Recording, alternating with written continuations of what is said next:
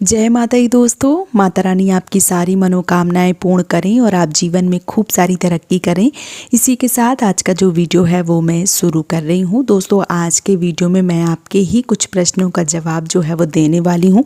जैसे पहला जो प्रश्न है वो ये है कि हमें कलश जो है वो कब विसर्जन करना चाहिए, नारियल का क्या करना चाहिए, पारण जो है वो किस दिन करना चाहिए, शुभ मुहूर्त पारण का क्या रहेगा, साथ ही साथ कन्या पूजन जो है वो हमें किस दिन करनी चाहिए और हवन जो है वो हम पहले करें या कन्या पूजन पहले करें। तो इन समस्त प्रश्नों का जवाब जो है वो मैं आज आप सबके साथ शेयर करने वाली हूँ इस वीडियो में। तो चलिए शुरू करते हैं आज का वीडियो और ले लेती हूँ सबसे पहले प्रश्न को कि कलश जो है वो कब हमें विसर्जन करना चाहिए। तो देखिए हमारे घर की परंपरा के अनुसार हमें कलश का जो विसर्जन है वो करना चाहिए। जैसे मैं अपने यहाँ का बता दूं, हमारे यहाँ नवमी वाले दिन जब रामनवमी की पूजा होती है तो सुबह माता जी के मंदिर में जो जवारे होते हैं वो चढ़ाए जाते हैं, जो कलश है वो हटाया जाता है, नारियल जो है वो हटाया जाता है, या मान लीजिए कई बार जो है वो कलश नहीं हटा पा रहे हैं तो उस जगह से थोड़ा सा खिसका दिया जाता है। तो नवमी वाले दिन हमारे यहाँ कलश जो है वो विसर्जन कर दिया जाता है। अब आपकी घर की परंपरा के अनुसार अगर आप 10वीं वाले दिन कलश जो है वो हटाते हैं तो आप दशहरा को भी कलश जो है वो हटा सकते हैं। आपके घर की परंपरा के अनुसार जो है वो ऐसा करना चाहिए। दूसरा जो प्रश्न है वो ये है कि नारियल का हमें क्या करना चाहिए। तो जो नारियल होता है, जैसे कि मैंने एक वीडियो बनाया था उस पर बताया था कि जब हम कलश की स्थापना करते हैं, नारियल को रखते हैं, सभी देवी देवताओं का आवाहन करते हैं, तो जो देवी देवता होते हैं वो हमारी पूजा में सम्मिलित होते हैं और जो नारियल है, नारियल के रूप में ही जो भगवान है, जो देव हैं, वो हमारी पूजा के एक तरीके से जो है वो साक्षी होते हैं, जो है या यूँ कहूँ कि हमारी पूजा में जो है वो बैठते हैं। इसीलिए नारियल को जो है वो हमें नहीं खाना चाहिए। नारियल को पानी में प्रवाहित कर सकते हैं आप, नारियल को कहीं मंदिर में चढ़ा सकते हैं, या आपके घर की परंपरा ऐसी है कि आप जो नारियल है कन्या पूजन वाले दिन फोड़ते हैं या किसी भी पुरुष से फोड़वाते हैं, फिर कन्याओं में वितरित करते हैं और स्वयं खाते हैं, तो आप ऐसा भी कर सकते हैं। कई बार क्या होता है कि जो हम शास्त्र प्रमाण देते हैं उससे कई लोगों के घर में अलग प्रथाएं होती हैं। तो अगर आपके यहाँ फोड़ के नारियल खाया जाता है तो आप खा सकते हैं, नहीं तो आप इसे बहते जल में प्रवाहित करें या आप किसी मंदिर में जो है वो रख सकते हैं।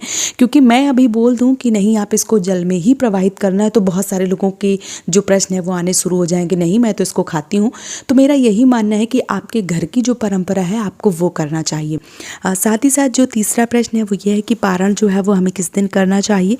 तो देखिए जो 2 दिन का व्रत करते हैं, मान लीजिए परेवा और अष्टमी, जो 2 दिन व्रत करते हैं वो नवमी वाले दिन पारण जो है वो कर सकते हैं। जिस दिन नवमी पूज जाती है उसी दिन उनको जो प्रसाद है वो ग्रहण करके और व्रत का पारण जो है वो कर लेना चाहिए।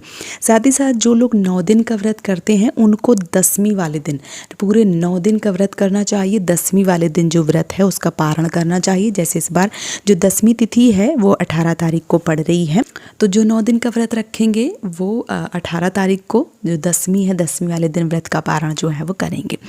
अगर मैं व्रत के पारण की शुभ मुहूर्त की बात करूं तो देखिए सुबह की जब आप पूजा कर लेते हैं, सुबह जब आप माता जी को स्नान करवा लेते हैं, आप फल फूल चढ़ा देते हैं, आप तिलक इत्यादि कर देते हैं, आरती हवन जो भी कर रहे हैं, करने के बाद आप व्रत का पारण जो है वो कर सकते हैं।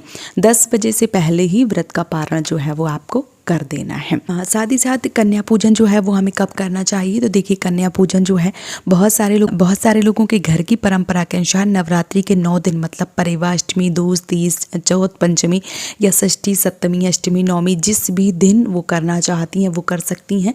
क्योंकि बहुत सारे लोग ऐसा करते हैं, नवमी मतलब नवरात्रि के 9 दिन तक जो कन्या पूजन है वो चलता है, सबके घर में अलग अलग होता है। बहुत सारे लोग अष्टमी को कन्या पूजन करते हैं, बहुत सारे लोग नवमी को कन्या पूजन करते हैं। मेरा यहाँ पे एक मत है कि जो लोग 2 दिन का व्रत करते हैं वो लोग कभी भी कन्या पूजन करवा सकते हैं, 6वीं वाले दिन, 7वीं वाले दिन, 5वीं वाले दिन या अष्टमी वाले दिन। लेकिन जो लोग 9 दिन का व्रत करते हैं ऐसे लोगों को 9वीं वाले दिन ही कन्या पूजन करना चाहिए, ये सर्वोत्तम है। लेकिन कई दफ़ा क्या होता है कि कन्याएं नहीं मिलती हैं, तो ऐसे में आप अष्टमी को भी करवा सकते हैं, 9वीं को भी करवा सकते हैं। जिस दिन कन्याएं मिल जाएं उस दिन आपको जो कन्या पूजन है वो करवा देना चाहिए। हवन पहले करना चाहिए या कन्या पूजन करना चाहिए, इस किस बात के लिए अगर मैं बात करूं तो देखिए, जब हम सुबह की पूजा करते हैं तो जो हवन है वो रोज करते हैं। कई घरों की परंपरा के अनुसार कन्या पूजन जब करते हैं तो कन्याएं, जैसे मैं अपने घर का बताऊं तो हमारे यहाँ क्या होता है, जैसे हम कन्याओं को भोजन करवाने के लिए बुलाते हैं तो सारी कन्याओं को बैठाल देते हैं। फिर बीच में हमारे यहाँ जो एक गोरोसिया होती है, मतलब हवन कुंड होता है, वो रखा जाता है।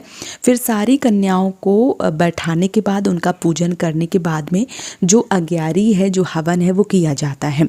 तो अगर आपके यहाँ ऐसा होता है तो आप कन्याओं के साथ में, मतलब कन्याओं को आसपास बैठा लिए और बीच में हवन कुंड रखिए और हवन कुंड में जो आपको हवन है वो करना चाहिए। अगर आपके घर की परंपरा ऐसी नहीं है तो आप पहले हवन करें, उसके बाद कन्या पूजन जो है वो करें। इस प्रकार से हवन और कन्या पूजन जो है वो किया जाता है। तो मैंने यहाँ पे आपके समस्त प्रश्नों का जवाब जो है वो दे दिया है। उम्मीद करती हूँ कि आज का वीडियो आप सबके लिए काफ़ी ज़्यादा हेल्पफुल रहा होगा। वीडियो अगर पसंद आया है तो आप मुझे सपोर्ट ज़रूर कीजिए, इस चैनल को सब्सक्राइब करके। आज का वीडियो यहीं पे समाप्त कर रही हूँ दोस्तों। जय माता दी।